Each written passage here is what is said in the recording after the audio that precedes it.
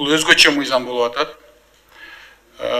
Бул болсо коомдун келишүүбү болуп атат. Россиянын банкы айтып атат, Россияда инфляция 20% болот, ички дүң продукциясы 10%га түшөт деп атат. Мен сунуштайт элем, бул легализация деген бул болсо бюджетке акча түшүрүү эмес, бул болсо экономика өнүктүрүү чоң кадам болуп атат да. Бул чоң кадам, чыныгы чоң кадам. Урматтуу Садыр Нуркожоевич, жумушчу топ ишкер адамдардан түшсөңүз, мен ойлойм, биз жардам бергенге дайынбыз. Бүгүн биз өлкө экономикасы үчүн өтө маанилүү болгон мыйзам долбоорун ар тараптан карап, талкуулап чыгуу максатында жолугушуп олтурабыз. Алгач мындай маанилүү иш-чарага келип катышып олтургандардын баарына ыраазычылык билдиремин.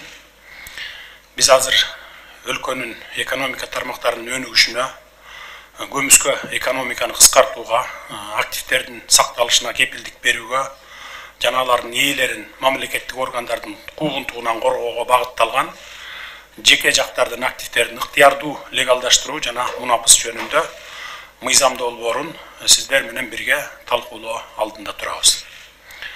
Акыркы 30 жылдан бери өлкөдө көмүскө экономиканын деңгээли өсүп олтуруп, бүгүнкү күндө чоң көйгөйгө айланды. Тилекке каршы, анын кесепетинен биздин мамлекетибиз элдин жетиштүү турмушта жашоосуна мүмкүнчүлүк бере турган деңгээлге чыга албай келет. Буга баарыңыздар күбөсүздөр. Учурда көмүскөдөгү экономиканы минималдаштыруу боюнча чоң иштер колго алынууда. Маселен, салык процедураларын фискалдаштыруу жигердүү түрдө киргизилип жатат. Ошол менен бирге мурда тиешелүү төлөмдөрдү төлөбөстөн калыптанып калган мүлктөрдү жана кирешелерди мыйзамдуу жүгүртүүгө киргизүү маселеси дагы турат. Мындай активдерди легалдаштыруу боюнча атайын өнөктүк өткөрүү механизм бүткүл дүйнө жүзүндө ишке ашырылып келет. Башкача айтканда, бул башка өлкөлөрдө колдонулуп келе жаткан ыкма. Иликтенген маалыматтарга ылайык, мындай өнөктүктөр Италия, Аргентина, Германия, Түркия жана башка өлкөлөрдө ийгиликтүү өткөрүлгөн. Алгач легалдаштыруу деген түшүнүккө келсек, легалдаштыруу деген өзү эмне бул? Сунушталып жаткан мыйзам долбоорунда мүлктү легалдаштыруу бул төмөнкү категориядагы мүлктөргө менчик укугун каттоо процесси болуп саналат деп белгиленүүдө. Бул жерде чарбалык жүгүртүүдөн чыгарылган, мыйзамда белгиленген тартипте катталбай калган, анан башка адамга катталган мүлктөр. Эми жоопкерчилик маселесине келсек. Кыргыз Республикасынын кылмыш жаза кодекси менен администрациялык жоопкерчилик жөнүндө кодексинин беренелерине ылайык, легалдаштыруунун субъектилери легалдаштыруу мөөнөтү башталганга чейинки мезгилде жоопкерчиликтен бошотулары каралган. Ошол менен бирге талкууланып жаткан долбоордо легалдаштыруу субъектилерине жана алардын мүлкүнө кепилдиктер так жазылган. Иштетип жаткан бизнесин каттоону каалагандар үчүн легалдаштыруу мезгилинде мамлекеттик каттоодон өтүү жетиштүү болот. Мында легалдаштыруу субъектилери катталбаган иш аракеттери үчүн кылмыш жана административдик жоопкерчиликтен бошотулат. Легалдаштыруу субъектилерине мунапыс берүү тартибин өзүнчө берене менен берүү киргизилип жатат. Иши сотто каралбаган субъектилерге мунапыс берилет. Ал эми мыйзамда көрсөтүлгөн кылмыштарды жасагандыгы үчүн соттолгон адамдарга карата жазалар ушул мыйзам күчүнө кирген учурдан тартып алынып салынууга тийиш. Жыйындын урматтуу катышуучулары, өзүңүздөргө белгилүү болгондой, жеке адамдардын активдерин ыктыярдуу легалдаштыруу жана мунапыс жөнүндө мыйзам өлкө тарыхында 5 жолу кабыл алынган экен буга чейин. Бирок ошол 5 жолу кабыл алынган мыйзамдын бири да ар кандай жагдайлардан улам тийиштүү натыйжасын берген эмес. Ал эми бүгүн сиздер менен талкуулап жаткан мыйзам долбоору мамлекет тарабынан кол тийбестиктин бардык кепилдерин камсыздай тургандыгын баса белгилей кетүү керек. Жогоруда белгилегенибиздей, капитал менен мүлктү легалдаштыруу дүйнөлүк практикада жаңы түшүнүк эмес. Ал тургай Батыш Европанын бир катар алдыңкы өлкөлөрү, Американын 20дан ашык штаты бул акцияны 10 жылда бир нече жолу өткөрүп келишет экен. Капиталды жана мүлктү легалдаштыруу, мыйзамсыз мүлк көп болуп кеткен өлкөлөрдө гана эмес, эң аз дегенде көмүскө экономика бар деп шек саноого негиз болгон жерлерде да жүргүзүлөт. Урматтуу ишкер чөйрөнүн өкүлдөрү, бүгүнкү күндө Кыргызстан тарыхтын жаңы барагын ачып жатат. Өзүңүздөр көрүп турасыздар.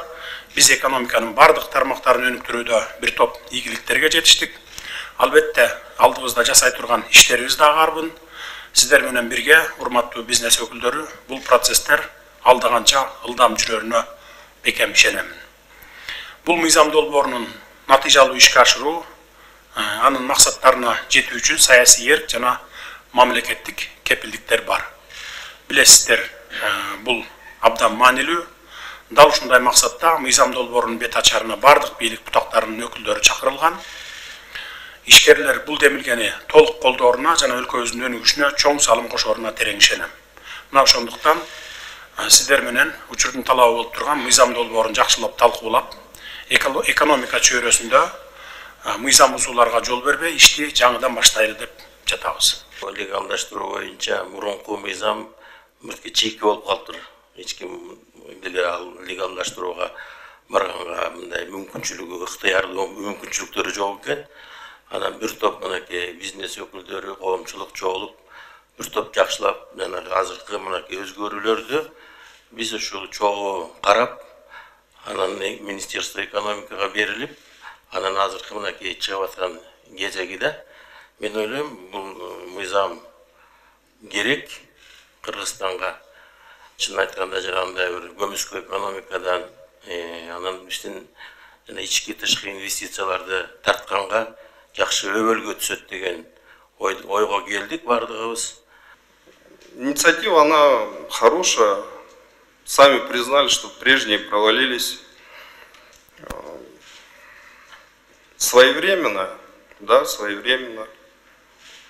Даст она возможность вывести экономику Кыргызской Республики из тени.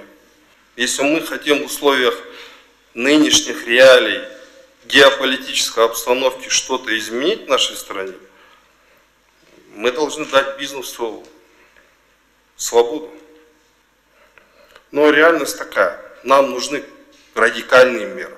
Урматтуу жыйын катышчылары, бул мыйзамды иштеп чыгып атканда биз активдүү катыштык. Чынды айтканда мен бир топ ушу легалдашуу боюнча декларацияны, бир топ мыйзамдарды карап чыкканда, бул өзгөчө мыйзам болуп атат.